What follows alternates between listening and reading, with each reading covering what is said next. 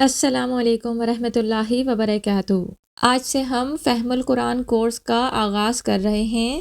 اس course میں ہم سورۃ الحجرات کی 18 آیات کا ترجمہ علامات کے ذریعے سمجھیں گے۔ الحمدللہ یہ تمام علامات جو ہم اس کورس میں پڑھنے والے ہیں وہ ہم مفتاح القرآن سیریز میں کور کر چکے ہیں۔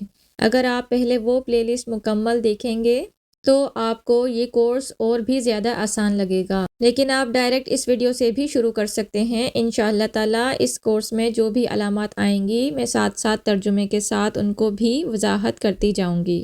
سورۃ الحجرات کی یہ 18 آیات ہم ایک ایک کر کے انشاءاللہ تعالیٰ ترجمے کے ساتھ اور علامات کے ساتھ پڑھیں گے۔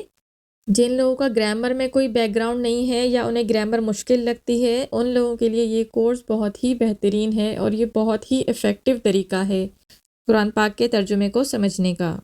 اور اگر آپ اس طرح قرآن پاک کا ترجمہ کرنا سیکھ جاتے ہیں تو اس کے بعد پھر آپ کو عربک گرامر بھی سیکھنا مشکل نہیں لگے گی انشاءاللہ۔ اس سیریز میں ہم علامات کے ساتھ ساتھ قرآن پاک کے الفاظ پر بھی غور و فکر کریں گے، کیونکہ قرآن پاک میں بہت سے الفاظ ایسے ہیں جو ہماری زبان میں بھی استعمال ہوتے ہیں، اور اردو بولنے والوں کے لیے قرآن پاک کو سمجھنا بالکل بھی مشکل نہیں۔ انشاءاللہ تعالیٰ آپ نوٹ کریں گی کہ اس طرح ترجمہ کرنے سے آپ کو قرآن پاک بہت آسان لگے گا، اور اس ٹیکنیک سے ترجمہ کرنے سے آپ دیکھیں گی کہ قرآن پاک میں بہت سارے الفاظ تو اردو زبان کے ہی ہیں۔ تقریباً 98% الفاظ آپ کو اردو سے ہی ملتے جلتے نظر آئیں گے، اور 1.5% صرف کچھ ایسے الفاظ ہیں جو عربک کے ہیں لیکن وہ بار بار دہرائے گئے ہیں، اس وجہ سے ان کو یاد کرنا بالکل بھی مشکل نہیں۔ یعنی عربی کے الفاظ صرف 0.5% ہی ہیں، لیس دین 1%۔ صرف یہی الفاظ ہیں جو عربک کے ہیں، جو صرف عربک میں استعمال ہوتے ہیں۔ ادروائز 98% الفاظ تو ہمارے اردو زبان کے ہی ہیں، اور 1.5% الفاظ عربک کے تو ہیں لیکن وہ بار بار دہرائے گئے ہیں، اس لیے وہ یاد ہو جاتے ہیں۔ آئیے اب ہم اس کورس کا آغاز کرتے ہیں۔ اس ویڈیو لیسن میں ہم سورۃ الحجرات کی آیت نمبر 1 کا ترجمہ کرنا سیکھیں گے۔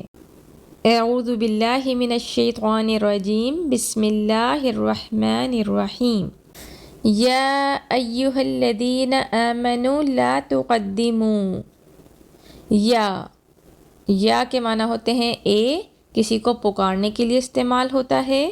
کسی کو بھی پکارنا ہو تو اس کے لیے ہم یا استعمال کرتے ہیں، یا خبیب، یا اسما، مذکر ہو یا مؤنث، صرف یا استعمال ہوتا ہے۔ جیسے اردو میں بھی ہم استعمال کرتے ہیں یا اللہ، اے اللہ۔ اور اگر کسی خاص مذکر کو پکارنا ہو تو پھر یا کے بعد ہم ایہا کا اضافہ کرتے ہیں، اور اگر کسی خاص مؤنث کو پکارنا ہو تو اس کے لیے ہم ایتھا کا اضافہ کرتے ہیں۔ تو یہاں پر آپ یہ ایہا اور ایتھا یہ دو لفظ نوٹ کر لیجئے۔ اگر کسی خاص مذکر کو پکارنا ہو، خاص مذکر سے مراد ہے ایسا اسم جو الف لام سے شروع ہو رہا ہو، جیسے الذین۔ الذین کے معنی ہوتے ہیں وہ سب اشخاص جو، وہ سب جو۔ یہ جمع مذکر کے لیے استعمال ہوتا ہے۔ عربی میں 4 لفظ ہمارے پاس ہوتے ہیں، الذین، الذی، اللتی اور اللائی۔ الذین وہ سب شخص، الذی وہ ایک شخص جو، یعنی وہ ایک مذکر جو، اللتی وہ ایک مؤنث جو، اور اللائی وہ سب مؤنث جو۔ تو الذی کی جمع الذین اور اللتی کی جمع اللائی ہوتی ہے۔ الذی مذکر کے لیے اور اللتی مؤنث کے لیے استعمال ہوتا ہے۔ ان چاروں الفاظ کے معنی ہوتے ہیں وہ جو۔ الذی وہ ایک مذکر جو، اللتی وہ ایک مؤنث جو، الذین وہ سب مذکر جو، اور اللائی وہ سب مؤنث جو۔ آمنو، اس کو آپ بریک کر لیں آمنہ اور واو الف میں۔ آمنو لفظ بنا ہے الف میم نون اور واو الف سے مل کر۔ تو عربک میں ہمارے پاس ایک وزن ہوتا ہے آمنہ، اس کے معنی ہوتے ہیں وہ ایک شخص جو ایمان لایا۔ اور واو الف اس کے ساتھ لگ گیا، یہ جمع کی علامت ہوتا ہے۔ واو الف، واو نون اور یا نون، یہ جس بھی کلمے کے ساتھ آئے تو اس کو جمع بنا دیتی ہے۔ تو آمنو کے معنی وہ سب لوگ جو ایمان لائے۔ تو یہاں تک آیت کا ہمارا ترجمہ کیا ہوا؟ اے وہ سب لوگوں جو ایمان لائے۔ لا حرف نفی ہے، منع کرنے کے لیے استعمال ہوتا ہے۔ اردو میں بھی استعمال ہم کرتے ہیں، لا جواب، لا تعداد، لا زوال۔ تقدمو، اس کو بھی آپ بریک کر لیں، تا پھر قدم اور پھر واو الف میں۔ اگر کسی لفظ کے شروع میں تا لگا ہو اور اس سے پہلے لا ہو تو اس تا کے معنی زیادہ تر تم ہی ہوتے ہیں۔ قدم اردو میں بھی ہم استعمال کرتے ہیں، قدم بڑھانا، پیش قدمی کرنا، آگے بڑھنا، اور اس کے ساتھ واو الف لگا ہے، یعنی تم سب قدم بڑھاؤ۔ واو الف، واو نون، یا نون جمع کی علامت ہوتا ہے، یعنی تم سب قدم بڑھاؤ، اور اس سے پہلے لا لگا ہے تو لا تقدمو، تم سب قدم نہ بڑھاؤ، پیش قدمی نہ کرو، آگے مت بڑھو۔ تو یہاں تک آیت کا ہمارا ترجمہ کیا ہوا؟ اے وہ سب لوگوں جو ایمان لائے، تم سب آگے مت بڑھو، یا تم سب آگے پیش قدمی نہ کرو۔ بین یدی اللہ، بینا اردو میں بھی ہم استعمال کرتے ہیں، مابین درمیان، اس کے معنی درمیان ہوتے ہیں۔ ید ہاتھ کو کہتے ہیں، ید کا لفظ بھی ہم اردو میں استعمال کرتے ہیں، ید بیدا۔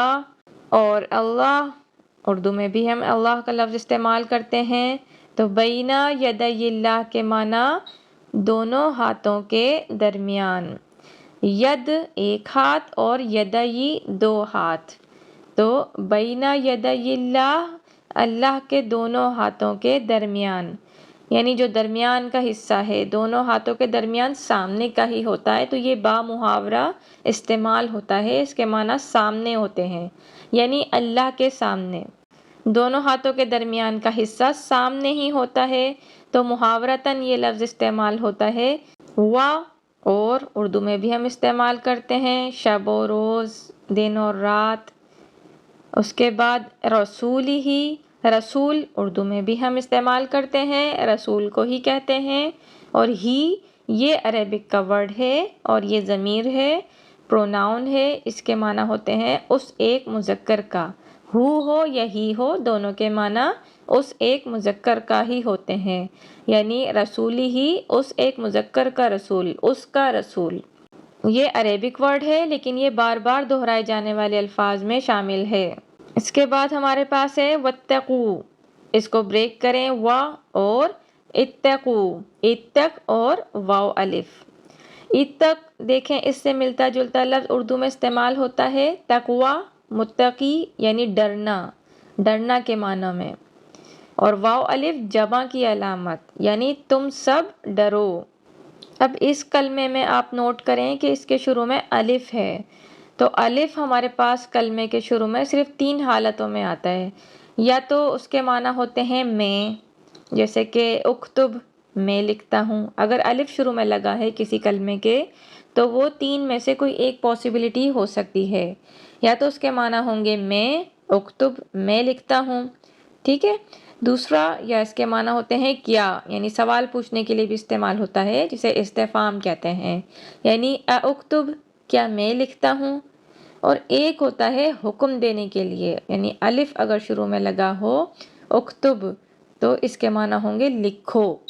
ان کی پہچان کیا ہے؟ دیکھیں، اگر اس کے معنی میں ہوں گے تو یہ ہوگا اکتبو، میں لکھتا ہوں۔ اگر سوال پوچھنے کے لیے ہوگا تو الگ سے ہی لگا ہوگا کسی ورڈ سے پہلے، لیکن حکم دینے کے لیے جب آئے گا تو پھر آخر میں جزم ہوگا یا واو الف ہوگا۔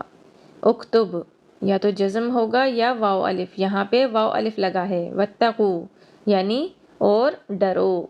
اللہ، اللہ تعالی۔ ان، یہ عربک کا ورڈ ہے، اس کے معنی ہوتے ہیں بے شک، انا ہو یا انا، ان دونوں کے معنی ہوتے ہیں بے شک، یقیناً۔ اللہ، اللہ تعالی۔ سمیع، خوب سننے والا، علیم، خوب جاننے والا، اللہ تعالیٰ کے صفاتی نام ہیں سمیع اور علیم۔ اردو میں بھی ہم استعمال کرتے ہیں، اللہ تعالیٰ سمیع علیم ہے۔ اب آئیے دیکھیں ہم آیت نمبر 1 کا ترجمہ کرتے ہیں۔ یا ایہا الذین آمنوا، اے ایمان والوں، اے وہ لوگوں جو ایمان لائے، لا تقدموا، تم سب آگے مت بڑھو، بین یدی، سامنے، کس کے؟